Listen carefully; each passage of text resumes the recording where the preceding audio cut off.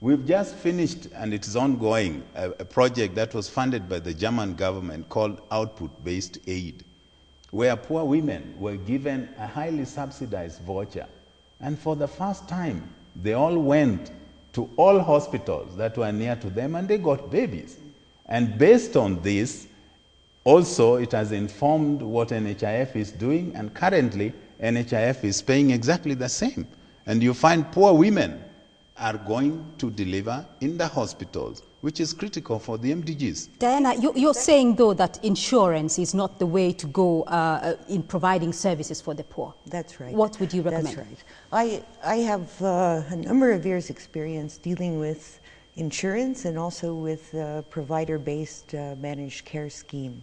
And I have a very good idea of what the costs are associated with that and the costs of provision, because I'm first and foremost a medical care provider. And I don't think that the NHIF is really being realistic to say that we can provide all of those services, whether it's in our high-cost hospital or in the government hospital. If you don't have the money for drugs there, NHIF is not going to provide it. If all of these people could get the care, we'd be very happy. We'd all be very happy. But, Diana, but there's no guarantee that once this money funnels into the NHIF building and is put to all kinds of uses, currently you've got a big surplus, I understand. Why isn't that being used for medical care? Let me say, if you go to the books of NHIF today, there is which no we surplus. Can't see. We are not allowed to see. No, you can see. There is no surplus. That was a thing of the past. And let me also tell Diana. Are the books open to the public or to the stakeholders? We are audited by Auditor General that audits all public institutions, and these are tabled in Parliament, and they are available at the website of Parliament. Let me say that care does not only involve drugs.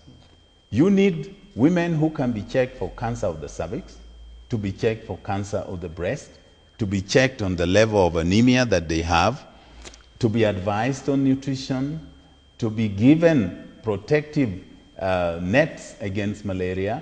So we should not base our argument that we need medicine. That is the old thought. We need to keep people healthy. And what NHIF is going for is a scheme for primary health care to keep people healthy. Absolutely. All right, Professor Muga, we'll continue with this discussion in a moment. Diana, we are going to go to our city center studios for the news, but we will be returning to this discussion shortly. Now, just ahead, the Cabinet approves vetting for judges and magistrates. We will return shortly. A quick reminder of tonight's big question, where we were asking you, do you support the implementation of the NHIF medical cover? Do you support the implementation of the proposed National Hospital Insurance Fund cover? We will like to hear your views on that, and we will sample some of your answers at the end of Newsnight tonight. Now, may I reintroduce my guest, Professor Richard Muga, the chairman of the National Hospital Insurance Fund, and Diana Patel, executive director of the Avenue Healthcare Center. Now, I want to go to you, Professor. We've been talking about the proposed rates, contributions from members. Now, if the proposed rates come into play, what can members expect? Let me assure members that the increase in the contribution was meant to bring out the package for outpatient care.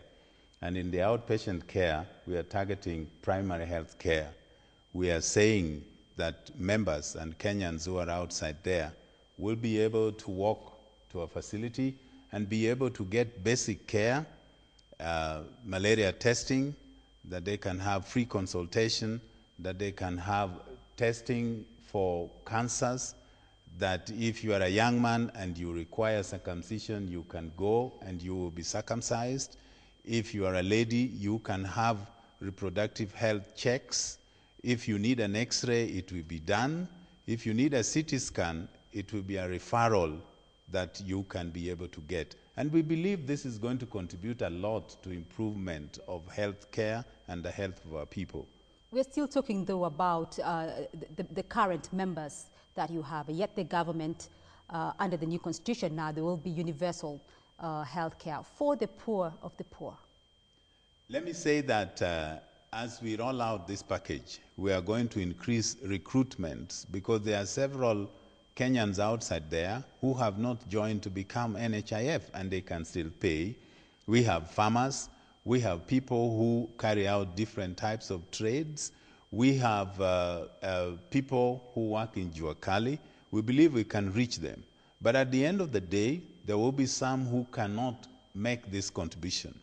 And we will categorize them, and this is what we say. We are asking the government as part of social protection policy, and we are asking development partners, and we are asking the companies in Kenya as part of corporate social responsibility to make a contribution so that these people can also access care. We are also talking to members of parliament in the constituencies where they have CDF that you can also make a little contribution. And if this is done, then we believe over time we'll be able to achieve more than 90% coverage, and that will be moving towards universal coverage of healthcare. Diana. I think we're talking about a very long time. What NHIF proposes to pay to providers now is completely inadequate to cover the costs of medical care. And to tell members that they will be able to go to the nearest facility and access all of these services, an unlimited outpatient and all their chronic conditions covered and so forth, is just being dishonest, because the providers will not be able to give that treatment, the treatment that NHIF is promising but not delivering, for the very small annual sums that NHIF proposes to pay.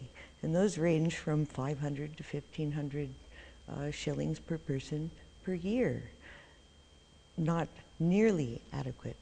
What would be a long-term solution, though? I believe the only solution at the time is to make the best use of the resources that are available. And the thing about resources is that they're in limited supply. So you have to put them to their best use. Now, the 10 billion shillings that's going into NHIF would be better used in the government hospitals, providing services to the people who need it most, to the poor, the very people who are being left out of this scheme. Working people should be able to afford a cover.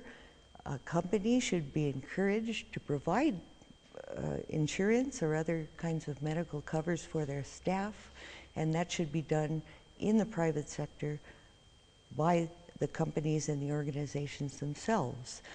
The government's responsibility should be to take care of the people who need it most, and the only way to do that is by improving the government health services, and doing that through tax funds. All right. That are provided for Let me say that for a long time, government has spent money to develop infrastructure.